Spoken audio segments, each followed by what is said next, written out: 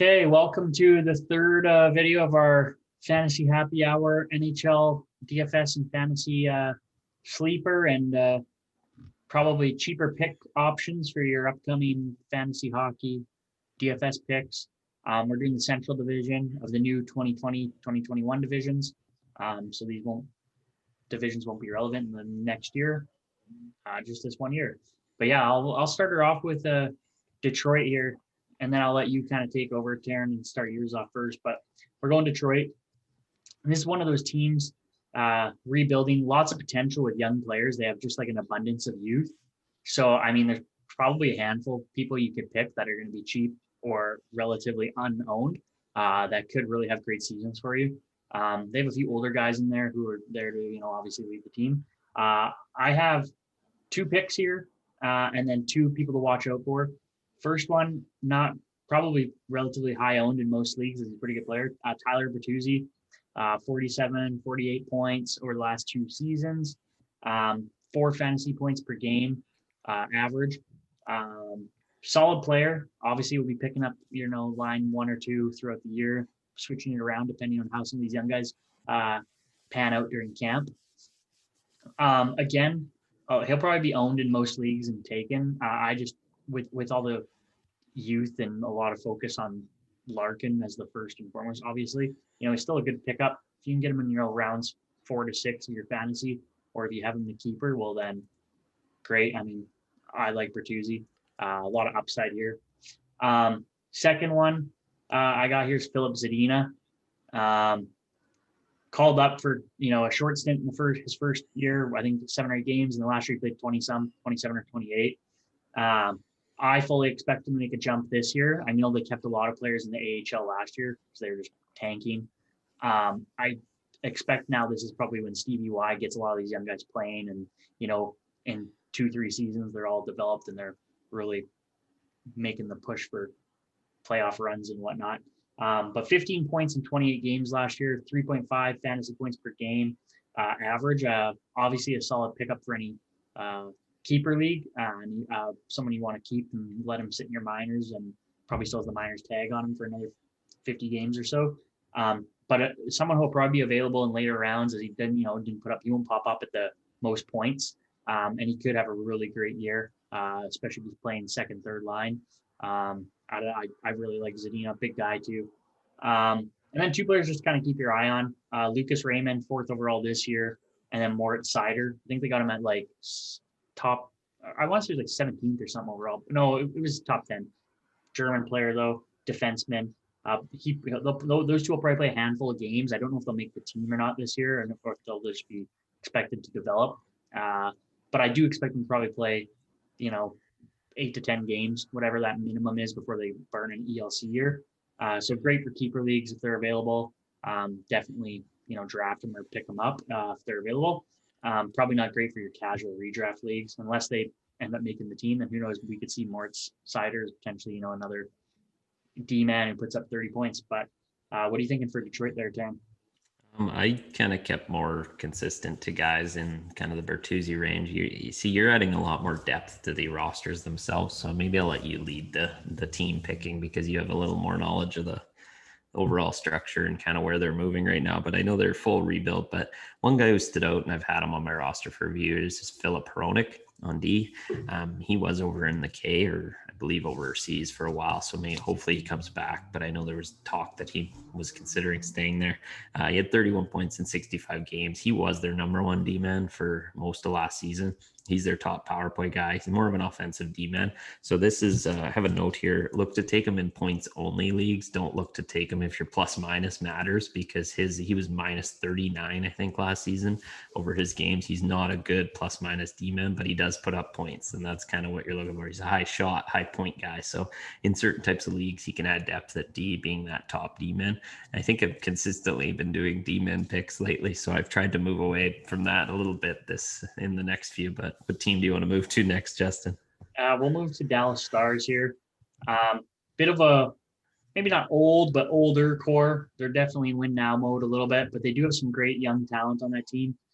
First one, Rope Hintz. This will be his 3rd season in the NHL. 33 points, 60 games last year. 4.7 fantasy points per game in your, keeper leagues where you're counting everything. I think he's a great depth pick who will probably pick up a bigger workload this year. Again, probably in your casual leagues, more relatively unknown. But if he picks up second line this year again, I could see him getting 40 plus points. Someone that'll probably be available in later rounds too, if you're drafting in a redraft league. Next one is going along our, we've had quite a few elite defenseman picks, but I mean, you have to have Miro Heiskanen, I think. Again, another elite defenseman. One of those players this year where I got him and Makar, both in late rounds, after round 10. He put up 35 points in 60 games this year. And then did he have a monstrous playoff too? Very, very good. I was laughing having those two as both in one in second season, the other one in his rookie season, putting up crazy amounts of points. So, I mean, if you can get either Heiskanen and or Makar, Quinn Hughes, two of them, if you get three of them, wow, you're probably laughing with D-Man. But yeah, that's who I have in Dallas here. These two players are, they're adding right to that win now core. What do you have here?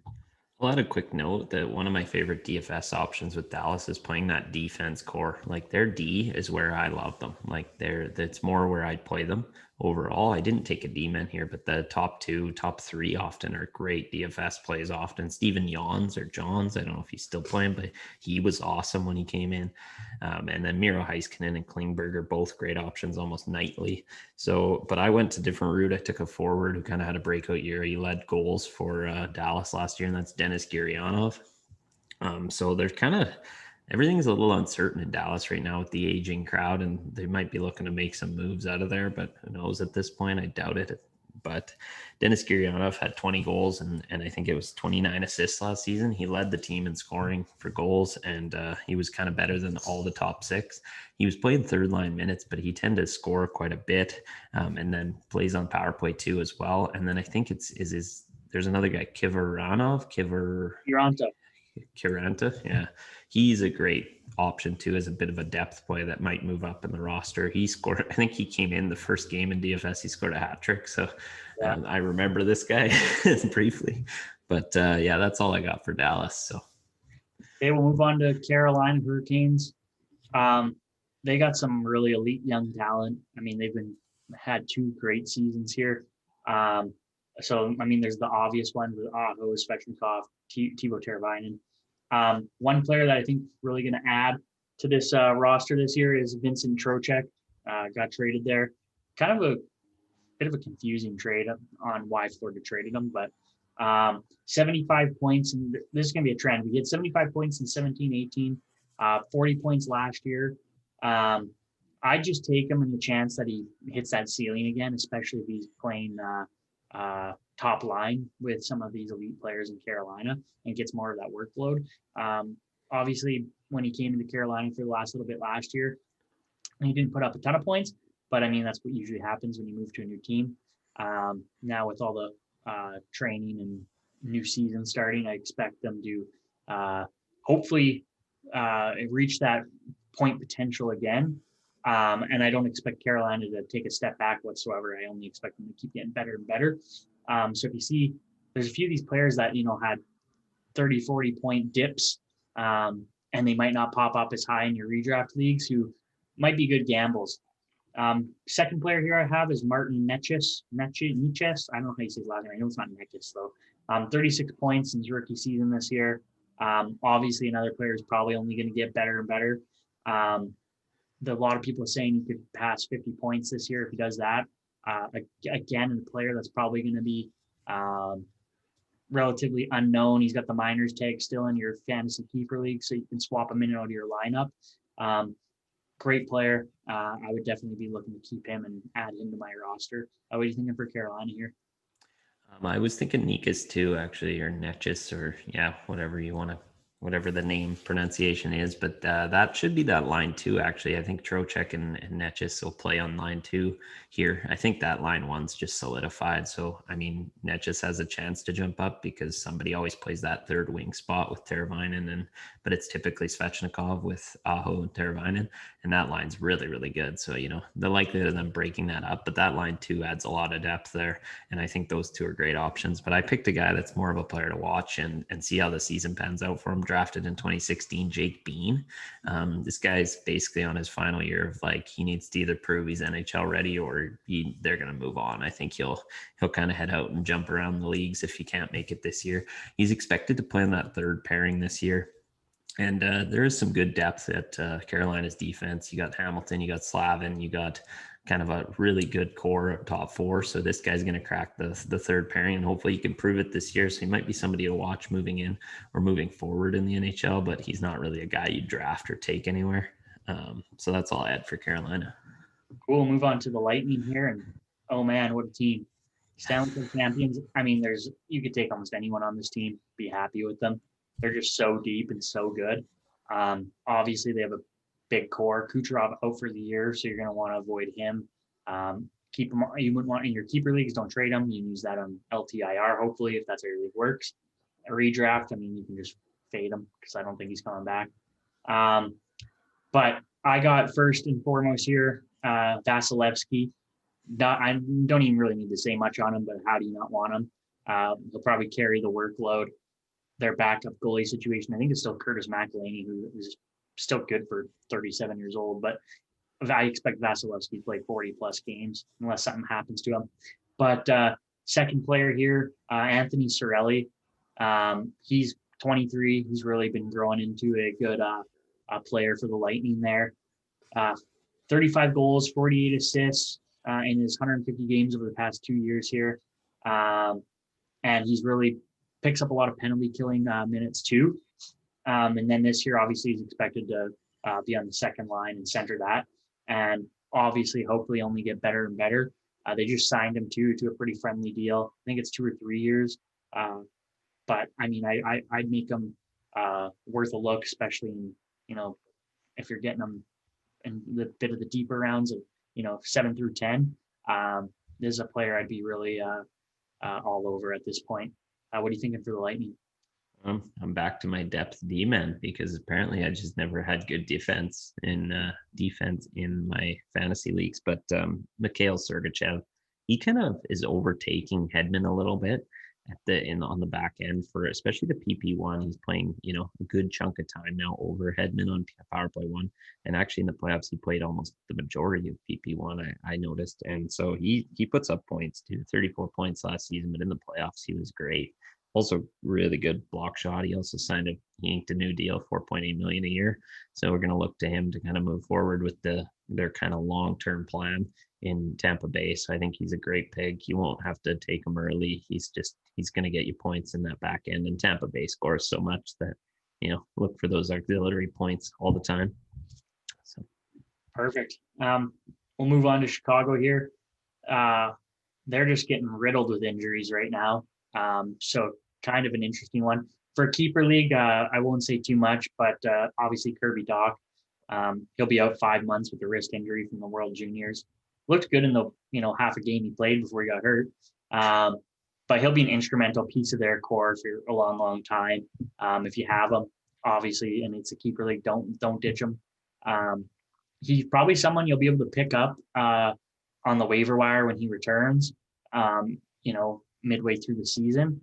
So depending how your league works, if you have an LTIR, I'd definitely scoop him up in the draft still this year, in the last rounds, let him sit there. Because I expect him to be a good player or a productive player when he comes back.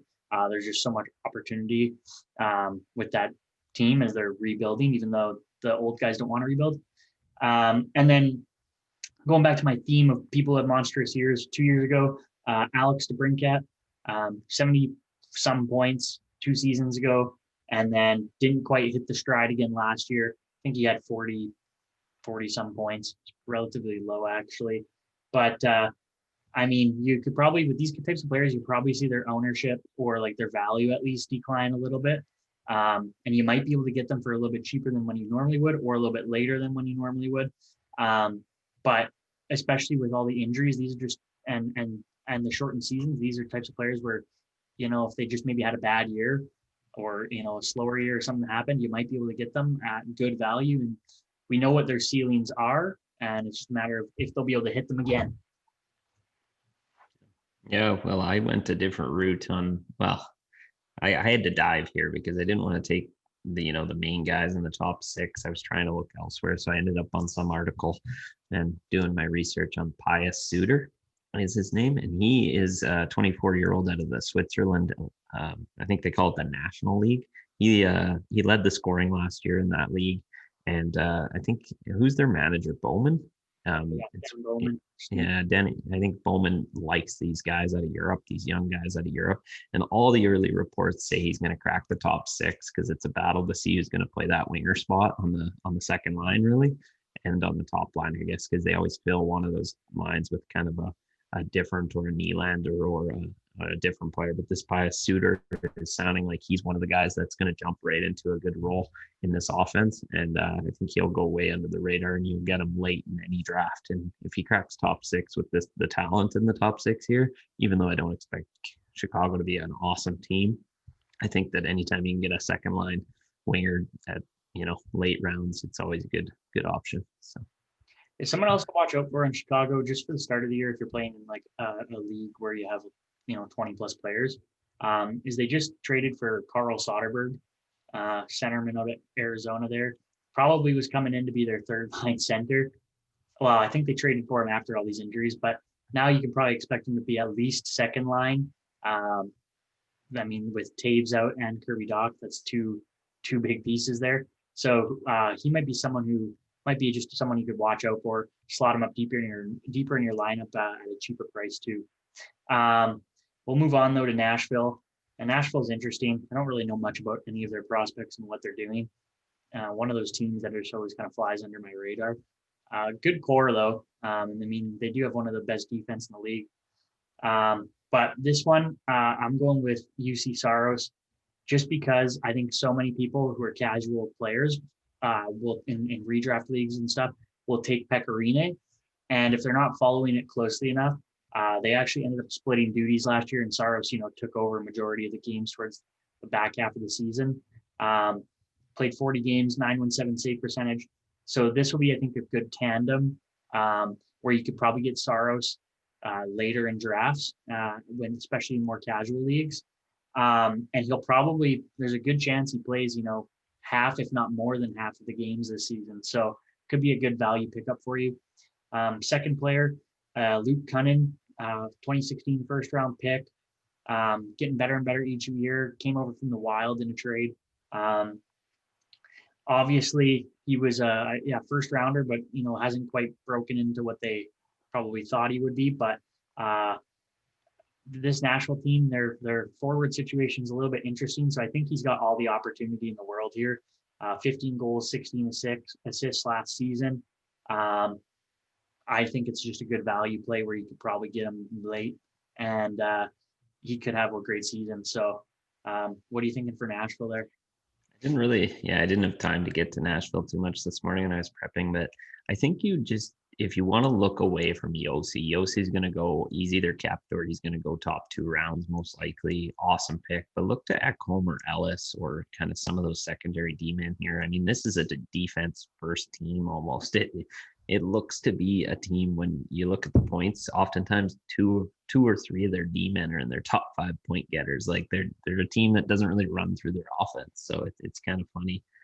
So if you want to look to add those guys, and they all go pretty early still. I think Ekholm, Ellis, they tend to still go pretty early in drafts, but they're great, pieces to add to your D if you need to. Yeah, no, they're one of the deepest D teams in the league. So lots of opportunity, especially at forward and with Saros there. We'll move on to the Blue Jackets though in Columbus. My first pick, easily best name in the league, Elvis Merzlikins. I picked him up last year when they had when they had originally called him up, and I got him for nothing on my keeper leagues. And then, oh boy, did he have a tough start. I think he went 0-4 or 0-5 or something. And I was, wasn't looking that great. But then he went on quite the run there, and he's really he's definitely capable of being an NHL starter full time. That's for sure. I believe Tortorella or Kekalainen, one of the two, had said that they're hoping to start Korpisalo still. But I still think there's another tandem where you could probably get Elvis later, especially if you forgot to pick up a goalie who definitely could still take away the starting role and play half, if not more than half, for this Blue Jackets team. Another player here, great season 2 years ago, slower one last year, Max Domi, slotted to come in, play second line center. I know he can play the wing too. But I'm excited to just see him, especially with Torts as the coach. I feel like those two would get along great. So it'd be interesting. Max plays a, pretty physical game, and the Jackets probably need something a little bit more, someone who's going to be a little bit more physical in that top six. They got rid of, I think it was Josh Anderson for Max, and he plays physical game too. So they're kind of just, change of scenery here. Similar players though. But yeah, Max had a slower season with 40-some points last year. We've seen him hit 75 in Montreal 2 seasons ago. I like his upside, and that's who I'd be banking on for the Jackets here. What are you thinking? My note was Max Domi. He threw out a tweet when he was on his way over that they could rejuvenate that top line, and Atkinson throws a tweet back with a big thumbs up saying it's my season to come back. So maybe taking Atkinson too, look to him. He had a bit of a down season. Another one of those guys with, he lost his place on the top line. He was at some points, I think, third and fourth lining that team. And, Atkinson's, he's typically a 50-point, 60-point guy with Dubois on that top line. Early rumors are that it's going to be Atkinson, Dubois, and Domi, and I think that line's going to be awesome if they play together. So, look to Atkinson. You'll get him a lot later. Dubois is going to go early, so he's kind of the guy that's not really a sleeper anywhere. Yeah. Atkinson might get overlooked because of his down seasons, so he won't be ranked as highly as the other two. So I think look to him or a couple of those guys. And one other guy just to note is Oliver Bjorkstrand kind of had a breakout. That too, yeah, he had a breakout season, and they tend to run a power play with 4 forwards, and he's that half wall guy that gets the shots. He has a really good half wall shot. So look to those guys, those two. I think Domi and Bjorkstrand to see who fills that top line winger role and take kind of a shot on either of them. Perfect. We'll move on to the last one here, Florida Panthers. Florida Panthers are another weird team that's always just like, they're okay, they're never good. They have some great talent.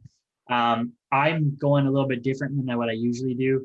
And I'm right off the start picking Barkov. An elite player.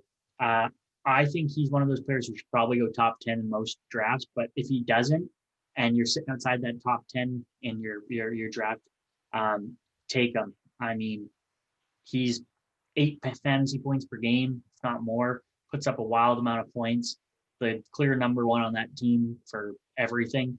So yeah, I'd be looking to him if especially if you got one of those later first round picks. This is a player I'd be all over. Only getting better and better and better.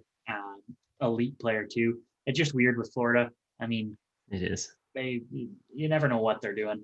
My second pick though, could be risky. He had a bounce back year last year, but Anthony Duclair just signs in Florida. He had quite the run last year with the goals and having quite the season in Ottawa after not doing very good in Columbus, and Torts reaming him out. But I'd be willing to take him as a late round / cheaper pick. I feel like it's a moderately risky. It depends how they use him in Florida. He's playing third, fourth line, which he probably will end up doing if he doesn't really pan out. But he could get second line minutes there if he has this similar season that he did last year, which could be great for you, especially if you get him up towards the end of your draft there. What are you thinking for Florida here? Well, my key to hockey is that, you probably have more knowledge in the depth of who's coming up, how the draft went, all that kind of stuff. So I always dive to beat reporter kind of knowledge and try to find like something that's coming out of the woodwork. And that's Owen Tippett.